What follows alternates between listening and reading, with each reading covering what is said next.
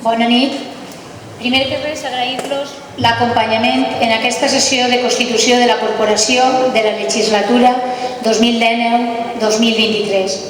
Agrair a totes les persones que han fet possible, amb el seu vot, que avui estiguem ací, les 21 persones que vos representeu.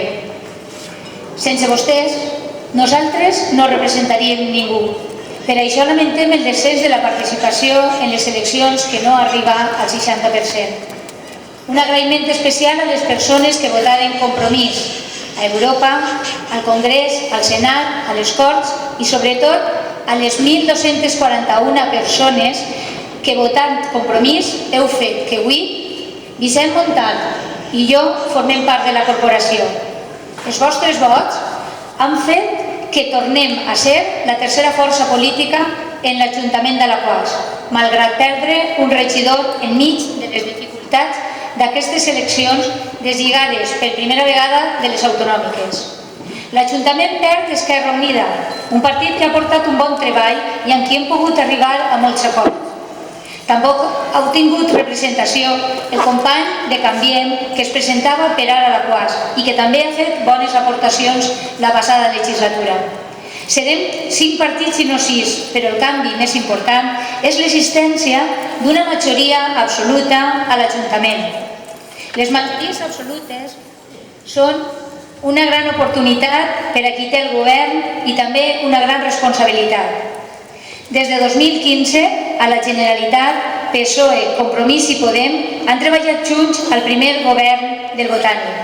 En canvi, a Alaquàs, el PSOE ha estat en minoria. Va proposar fer govern a Canviem entre Tots i a Esquerra Unida, que varen dir no. A Compromís no es van citar per fer cap reunió ni es va fer cap proposta concreta. Segurament recordaven que havien incomplit l'acord d'investidura que varen signar en 2011, gràcies al qual Elvira García va ser alcaldessa, amb els vots de Compromís. Si en aquest moment ens haguérem abstingut, haguera governat el PP. Possiblement pensaven que s'havia trencat la confiança i que sense confiança era difícil que volguérem compartir el govern. Siga per la raó que fora, ara el PSOE té l'oportunitat de treballar al marge de la resta de partits o d'actuar de forma dialogant. Pot dialogar sense estar obligat pels números, mogut pel convenciment que les altres forces polítiques poden fer bones propostes i posar en l'agenda política qüestions que no ha treballat. Això va passar en 2011, on a proposta de Compromís es crearen els horts urbans, es va començar a treballar en la reducció del deute, baixant, entre altres, els salaris dels polítics. En la legislatura que avui acaba, Compromís hem fet una oposició col·laboradora, amb moltes propostes de moció. Hem impulsat l'elaboració i aprovació del Reglament d'Organització Municipal que portava 20 anys de retard. Hem col·laborat en l'elaboració dels plans municipals d'infància i joventut i en els de cohesió social, també en les bases de les subvencions. Hem proposat elaborar un pla de mobilitat urbana sostenible i eliminar els símbols franquistes. Recordem que encara hi ha persones d'Alaquàs amb familiars tirats en fosses comunes a Paterna. També hem fet propostes per revitalitzar els programes d'aprenentatge de valencià i afavorir la igualtat lingüística en l'atenció de l'Ajuntament. I per últim, destacar que hem estat l'ànima dels canvis a l'empresa municipal d'Alem que gestiona les activitats esportives, l'escoleta, el servei d'ajuda a domicili i el centre de dia de majors, entre d'altres.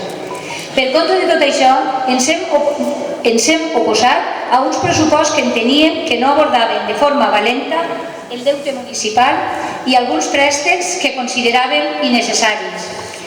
Creiem que Alaquàs necessita a l'Ajuntament un grup municipal que defensa les línies de treball que defensa Compromís, l'eix social, l'eix ambiental i l'eix d'identitat pròpia i d'interculturalitat. Cal reforçar el teixit social i lluitar per millorar la vida de cada dia de les persones més desafavorides, de les que no tenen treball, les migrants i de les dones que pateixen violència de gènere, les persones amb diversitat funcional i sexual i treballar per a que el nostre planeta passi a les generacions futures en bones condicions fent un ús responsable dels recursos. Necessitem també recuperar l'orgull de tindre una llengua i una cultura pròpia i facilitar que totes les persones que la volen aprendre i utilitzar-la puguen fer-ho sense dificultats, així com valorar les cultures de les persones nouvingudes i aprendre d'elles. Nosaltres ens comprometem a treballar en aquests 3 eixos sense cap línia roja que no sigui la de les idees. Ho hem fet en aquesta legislatura buscant consensos amb tots els partits polítics, també amb el PSOE, és clar. Cal que la població se senta pròxima a l'Ajuntament, promoure major transparència i difusió de la informació. Cal que ens sentim poble i que el sentiment de poble siga de totes i tots, que ningú se n'apropie, perquè totes i tots ens estimem a l'Aquàs, i la gent que som part d'ella, la que viu ací i la que ha hagut d'emigrar, la que té arrels profundes o només una generació, i també les que acaben d'arribar fugint del preu de l'habitatge, de la pobresa, de la por, la guerra o la discriminació sexual o religiosa. Alaquàs va ser conegut fa temps pel treball del fang i dels perols. Ara hem d'anar fent, amb la pasta de totes les persones que hi vivim, una convivència que faça més amable i més integrador el nostre poble, que siga alhora infantil i ancià, femení, divers, migrant i divers ètnicament i cultural. Un poble que és el nostre, Alaquàs. Moltes gràcies.